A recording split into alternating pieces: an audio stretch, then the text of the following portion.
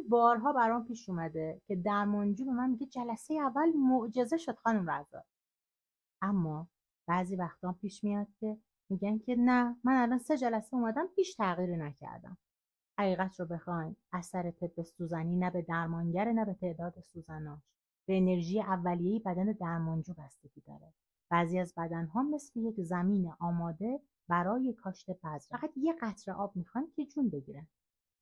اما بدن بعضیها اون زمینیه که یه تابستان طولانی رو از سر گذرونده و اصلا آبیاری نشده، پس باید اون رو غرقابه کنی تا بتونه آماده پذیرش بذر در خودش بشه. در زبان تخصصی به این وضعیت میگن body responsiveness threshold، یعنی آستانه پاسخ بدن. باید چند جلسه بگذره تا بدن بفهمه باید به تعادل برگرده. پس اگه جلسه اول معجزه ندیدی اصلا نگران نباش، شاید بدنت هنوز در حال یاد گرفتن به پاسخ دادنه. و این ویدیو پاسخ به اون سوال ذهنیه که ما بعد از جلسات درمانی از خودمون میپرسیم چرا من هنوز حسش نکردم؟